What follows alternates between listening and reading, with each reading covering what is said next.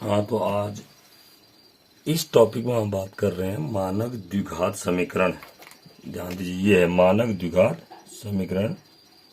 उसके बाद फिर द्विघात सूत्र, इसके बाद फिर विविक्त कर।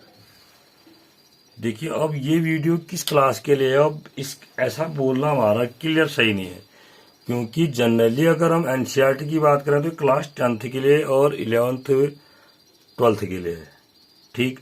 लेकिन अगर आप कंपटीशन के एग्जाम की बात करते हैं, आप जवाहर नवोदय का पेपर देते हैं, तो वहाँ पर आप क्लास 9th में भी पूछा जाएगा।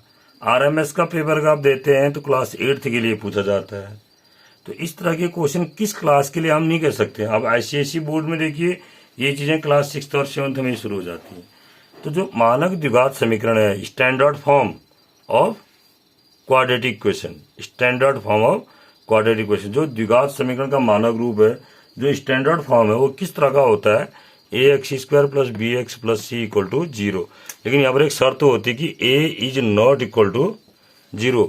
a का मान शून्य नहीं होना चाहिए। अगर a का मान शून्य हो जाएगा तो ये द्विघात समीकरण बनेगा नहीं। आपको द्विघात समीकरण कई अलग अलग तरीके से दे सकते हैं। जैसे यहाँ आपको दे दिया x-2 का whole square plus 3x equal to 7 दे दिया, ये भी द्विघात समीकरण है, लेकिन ये स्टैंडर्ड फॉर्म में नहीं है। स्टैंडर्ड फॉर्म मतलब मानक रूप में नहीं है। मानक रूप में क्या होगा? ax² plus bx plus c equal to 0। कभी कभी उत्तराखंड बोर्ड परीक्षा में पूछा जाता है कि मानक द्विघात समीकरण क्या है, या मानक द्विघात समीकरण का समीकरण लिखिए, या निम्न में मानक द्विघात समीकरण कौन सा है? तो सही उत्तर क्या है? ax² plus bx plus c equal to 0, जहाँ a is not equal to 0। b का मान शून्य हो सकता है, लेकिन a का मान शून्य नहीं होगा, c का मान शून्य हो सकता है। तो इस तरह से हमारे पास ये दिए हुए हैं। ठीक हो गया, मानक द्विघात समीकरण ये हुआ। अब यहाँ पर इसके अगर द्विघात सूत्र की बात करें तो सूत्र लिखा है, ये कौन सा सूत्र है? द्विघात सूत्र। देखो, इसको श्रीधराचार्य सूत्र भी कहते हैं। इस पर मैं डिटेल में बात करूंगा, अभी इसमें बहुत सारे क्वेश्चन सॉल्व करूंगा, लेकिन शुरुआती टॉपिक का हिंट आपको दे रहा हूं, और जहां से कभी कभी एक एक नंबर के क्वेश्चन बोर्ड परीक्षा में पूछे जाते हैं। जैसे द्विघात सूत्र क्या है, इसके आज श्रीधराचार्य सूत्र क्या है? अगर आपके पास मानक द्विघात समीकरण ये है, देखो ये मानक रूप ये है, तो x इक्वल टू क्या होता है? माइनस बी, यानी कि x का कोफिशिएंट, x का गुणांक minus B plus minus square root, यानी कि वर्गमूल का चिन्ह b² minus 4ac upon 2a। क्या है? x equal to minus B plus minus square root b² minus 4ac upon 2a। और विविक्त कर इसको इंग्लिश में डिस्क्रिमिनेंट बोलते हैं। डिस्क्रिमिनेंट डी भी लिखा रहता है। कई किताबों में बच्चे कंफ्यूज होते हैं कि डी क्यों लिखा है। ये डी का मतलब डिस्क्रिमिनेंट से मतलब है, यानी कि विविक्त कर को इंग्लिश में डिस्क्रिमिनेंट बोलते हैं, इसलिए डी लिखा जाता है। ये होता है b² माइनस 4ac। द्विघात सूत्र को लगा करके जब हम समीकरण का हल ज्ञात करते हैं, तो वहां पर इस विविक्त कर का बहुत बड़ा रोल है, बहुत बड़ा रोल है। क्या रोल है बेटा? देखिए, यदि b² माइनस 4ac का मान लेस देन 0 मीन्स क्या है? निगेटिव आ जाए।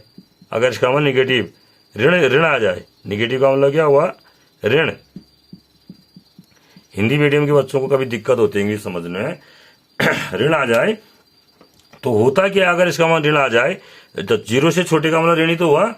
0 आ तो इसके वास्तविक मूल संभव नहीं होते हैं। देखो, जो x के वास्तविक मूल होंगे, आपकी बुक में लिखा होता है मूल संभव नहीं है, वास्तविक मूल संभव नहीं है। जब 11th और 12th में पढ़ते हैं तो वहां पर भी मूल तो आते हैं, वास्तविक मूल संभव नहीं है, रियल मूल संभव नहीं है। किसके?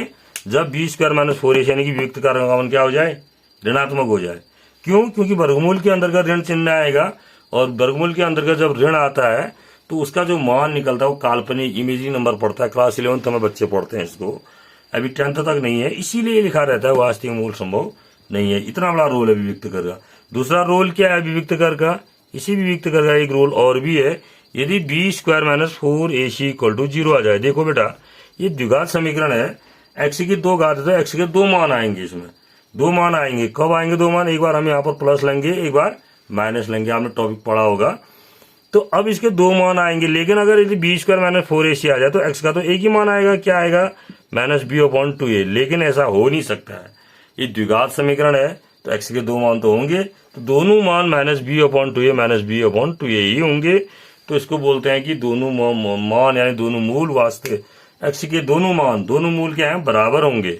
मूल भी कहते हैं, x की जो वैल्यू आती है उसको मूल भी कहते हैं, रूट भी कहते हैं। तो दोनों root, both roots are equal, दोनों मूल बराबर होंगे।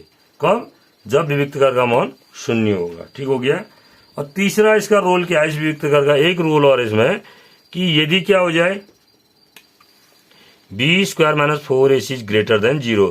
जनरली हर क्वेश्चन में यही होता है, b square minus 4ac is greater than 0। तो तब x के दो मूल होंगे और अलग अलग होंगे।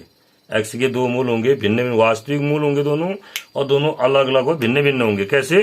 क्या क्या होंगे? एक वैल्यू होगी x equal to minus B plus root b square minus 4ac, देखो ये स्क्वायर रूट में है, अपॉन 2a। एक बार जब हम प्लस लेंगे यहाँ पर, और दूसरी वैल्यू कब होगी? x equal to minus b, यहाँ पर हम क्या लेंगे? हम माइनस लेंगे।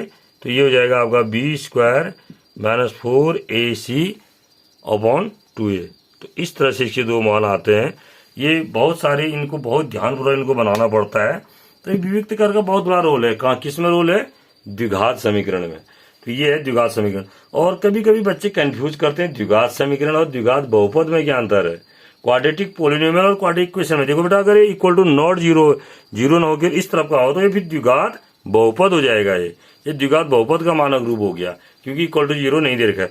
अगर इक्वल टू 0 दे दे तो तब क्या हो जाएगा? द्विघात समीकरण हो जाएगा। ठीक हो गया। तो इससे आगे फिर कल द्विघात समीकरण पर और द्विघात सूत्र पर विविक्त कर से संबंधित बहुत सारे क्वेश्चन हैं।